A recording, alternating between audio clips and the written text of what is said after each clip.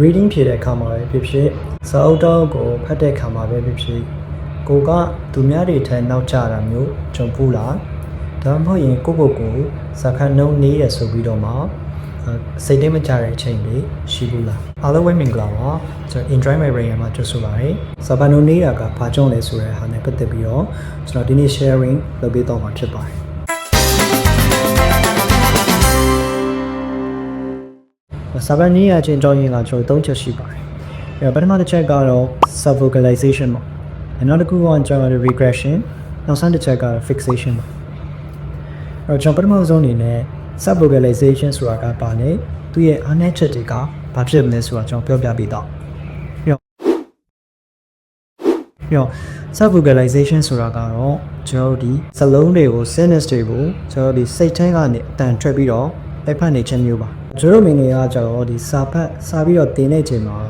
အတန်ထွေးပြီးတော့ဖတ်ခဲ့ရပါတယ်ကျွန်တော်အဲ့ဒီအချိန်ကကျတော့ကြည့်ရတဲ့ပါလာတာမှာကျွန်တော် sign နဲ့ reading လုပ်တဲ့အချိန်ဒီကိုကျွန်တော်တို့ကဒီစလုံးတွေကိုပါစာကအတန်မထွက်ပေမဲ့စိတ်ထဲကနေအတန်ထွက်ပြီးတော့ဖတ်နေရဥပမာပြောရရင်မြန်မာရုပ်ရှင်တွေထဲမှာဆိုလို့ရှိရင်အမေကရေးလိုက်တဲ့စာကိုတားဖတ်တဲ့အချိန်မှာအမေရဲ့အတန်နဲ့ဖတ်နေရမျိုးပါကျွန်တော်တို့ကလည်းစာဖတ်တဲ့အချိန်မှာကျွန်တော်တို့ဒီကိုယ့်ရဲ့အတန်နဲ့ပဲဒီ sentence တွေကိုစိတ်ထဲကနေလက်ပြီးတော့ဖတ်နေတာအဲ့တော့ဒီ sub vocalization ရဲ့အဓိကအားနည်းချက်ကဘာဖြစ်မလဲဆိုတော့ခုနကကျွန်တော်ပြောရဲဒီစာဖတ်နှုန်းကိုကန့်သတ်လိုက်တာဘာဖြစ်လို့လဲဆိုရင်ကျွန်တော်ပုံမှန်လူတစ်ယောက်နေဒီစကားပြောတဲ့အချိန်မှာစံလုံးကြီး150အနေနဲ့အတင်းပုံမပြောနိုင်ပါဘူးအဲ့တော့ဒီကျွန်တော်တို့ကစာဖတ်တဲ့အချိန်မှာကျွန်တော်အတန်ထွက်ပြီးတော့လက်ဖတ်နေတဲ့အချိန်ကျတော့ကျွန်တော်စကားပြောသလိုပဲဒီစလုံးကြီးကနေရာထက်ပိုပြီးတော့မှအဖတ်နိုင်တော့ပါအဲ့ဒီခင်မှာကျွန်တော်စာဖတ်နေတယ်အဖြစ်ကိုရောက်ရှိတော့နောက်တစ်ခုကကျတော့ဒီအုံနောက်ကိုဝန်ထုံဖို့ဖြစ်စေပါတယ်ဘယ်လိုမျိုးလဲဆိုတော့ကျွန်တော်တို့ကဒီ self vocalization မရှိတဲ့သူကကျတော့ကျွန်တော်တို့ဘယ်လိုလဲဆိုစာကိုမြင်တယ်ဖတ်လိုက်တယ်ဖတ်ပြီးတော့လည်းတစ်ခါတည်း interpret လုပ်လိုက်ပြီးတော့ကျွန်တော်နားလည်သွားပါတယ်ဒါပေမဲ့ဒီအတန်ထွေးဖတ်နေတဲ့သူကကျတော့ကျွန်တော်တို့ကကျွန်တော်မျိုးလုံးကမြင်တယ်မျက်နှာမြင်တဲ့စာကိုအုံနောက်ကအတန်ဖြစ်ပြောင်းတယ်အတန်ဖြစ်ပြောင်းပြီးမှကျွန်တော်တို့ကအတိတ်ပဲဖြစ်ကိုခေါ်တာပါအဲ့တော့အဆင့်30နဲ့သွားရတဲ့အချိန်မှာကျွန်တော်အုံနောက်ကိုပို့ပြီးတော့မှပြင်ပန်းစေပါအဲ့ဒီအချိန်မှာကျွန်တော်စာဖတ်ရင်းနဲ့ကျွန်တော်ဒီပြင်းလာတာမျိုးစာအုပ်တော့ကိုပြီးဆုံးအောင်မဖတ်နိုင်တော့တာမျိုးတွေဖြစ်လာတာနောက်တစ်ခုကကျွန်တော်ဒီအယုံစုစိတ်မှုကိုတွင်းပြန်စေပါတယ်ဥပမာပြောရရင်ကျွန်တော်တို့ကဒီစာအုပ်ဖတ်နေတဲ့အချိန်မှာအတန်ထွက်ပြီးဖတ်နေတဲ့အရွေးကြောင့်အုံနောက်အတွက်တခြားတွေးစရာတစ်ခုခုကိုအချိန်ရသွားစေပါတယ်အဲ့တော့ကျွန်တော်စာဖတ်ရင်းနဲ့တခြားအကြောင်းအရာမျိုးတွေးမိလိုက်တာမျိုးဥပမာကပါဆိုင်ကောင်းမယ်စသဖြင့်ပေါ့ကျွန်တော်အဲ့လိုမျိုးဖြစ်စေပါတယ်ဒါကြောင့်မလို့ဒီစာဖတ်နှုန်းနည်းရချင်းအဓိကကြောင်းရမှာ sub vocalization ကလည်းအဓိကကြောင်းရဖြစ်နေလုံးဝကြီးတော့ကျွန်တော်ဖြတ်ပစ်စရာမလိုအပ်ပါဘူးဘာဖြစ်လို့လဲဆိုရင်သူ့မှာအာသာချက်တွေလည်းရှိလို့ပထမဆုံးအာသာချက်တစ်ခုကတော့ကျွန်တော်ဒီခက်ခဲတဲ့စာတွေကိုပို့ပြီးတော့မှနားလည်ပဲစေပါတယ်သူတို့ဒီ technical စာပေနဲ့ပတ်သက်လို့ရှိရင်ကျွန်တော်ဒီအစိုက်နဲ့အစိုက်တဲ့အတန် theory လိုက်ဖတ်ခြင်းကကျွန်တော်တို့ကိုပို့ပြီးတော့နားလည်စေပါတယ်နောက်တစ်ချက်ကကျတော့ဒီmemory retention ပို့ပြီးတော့ကောင်းစေပါတယ်စိတ်ပညာသဘောတရားအရာအုံနောက်ကနေဒီအတန်ထွက်ပြီးတော့မှဖတ်ထားတဲ့စာတွေကိုပို့ပြီးတော့မှ memory ဖို့ရလွယ်ကူစေပါတယ်ဥပမာကျွန်တော်တို့ကဖုန်းနံပါတ်တွေကိုအတန်ထွက်ပြီးတော့မှမှတ်တယ်လို့မျိုးပေါ့နောက်တစ်ခုကကျတော့ကျွန်တော်တို့ဒီကိုယ့်ရဲ့စာတွေကို proof reading လုပ်တဲ့နေရာမှာအများကြီးထောက်ကူပြုပါတယ်အဲ့တော့စိတ်ထဲကနေအတန်ထွက်ပြီးလက်ခတ်ခြင်းကကျွန်တော်တို့ရဲ့ဒီရေးထားတဲ့စာမှာ grammar mistake တွေနောက် spelling mistake တွေကိုပို့ပြီးတော့မှမြင်စေပါတယ်နောက်ဆုံးတစ်ချက်ကကျတော့စာပေတွေကိုဖတ်တဲ့ချိန်မျိုးမှာကျွန်တော်တို့ကသူ့ရဲ့ရတာကိုပို့ပြီးတော့မှပေါ်တင်စေပါတယ်ဥပမာဆိုလို့ကျွန်တော်ကပြဖတ်တာတွေဖြစ်ဖြစ်နောက်ဝတ္ထုတွေဖတ်တဲ့ချိန်မှာဒီ characters တွေရဲ့ dialogue တွေကိုကျွန်တော်တို့က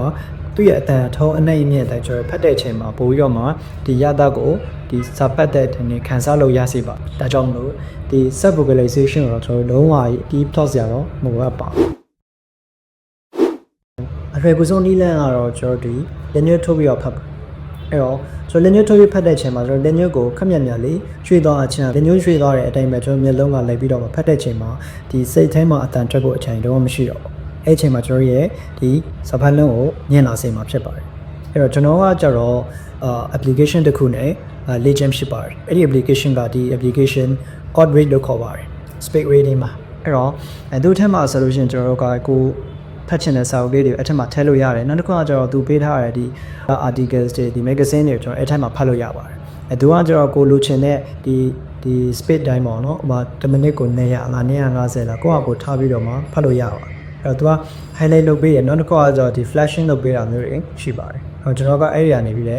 practice လုပ်ဖြစ်ပါတယ်သူကကျွန်တော်ဖတ်ပြီးလို့ရှိရင်လည်းကျွန်တော် comprehension ကိုဖြည့်ကြည့်လို့ရပါတယ်ဒါဆိုစာဖတ်တာနေမဟုတ်ပါရင်ကျွန်တော် comprehension မှာဒီခါလဲ check လို့ရပါတယ်နောက်ထပ်အမှန်တနည်းနဲ့ကျွန်တော်စာအုပ်ဖတ်နေရင်းနဲ့ဒီ music တစ်ခုကိုနားထောင်နေရအဲ့တော့သူတို့ပြင်တော့ကျွန်တော်ဒီinstrumental music ပေါ့နော်။စာသားမပါတယ်အဲ့ဒီလိုမျိုးနားထောင်နေခြင်းကလည်းကျွန်တော်ဒီအုံတော့ကို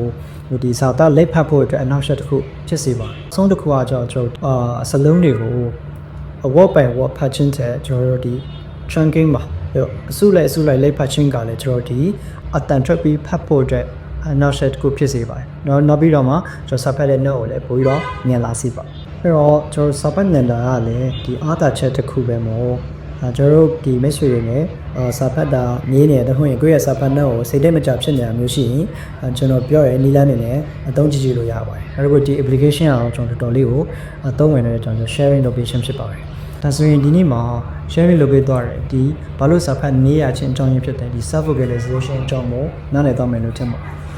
အဲ့တော့ဒီ self vocalization ကမကောင်းလားဆိုတော့အင်္ဂလိပ်စာ beginner တွေတခုရင် pronunciation ကိုလေ့ကျင့်နေတဲ့သူတွေလေ့လာနေတဲ့သူဆိုတော့ self vocalization ကအသုံးဝင်ပါတယ်ဒါပေမဲ့ကျွန်တော်ရည်ရချက်ကစာရီအများကြီးဖတ်ဖို့ရယ်နောက်တစ်ခုကဥမာ IELTS reading လိုမျိုးလုပ်နေတဲ့သူမျိုးဆိုရင်တော့ဒီ self vocalization ကို short ချဖို့ကကျွန်တော်တွဲပါတယ်အဲ့တော့ကျွန်တော်ဒီနေ့ video လေးကိုကျင်းပတက်တယ်ဆိုရင်တော့ကျွန်တော်ရဲ့ channel လေးကို subscribe like လေးလုပ်သွားပေးပါအောင်လို့တောင်းဆိုချင်ပါတယ်အားလုံးကျေးဇူးတင်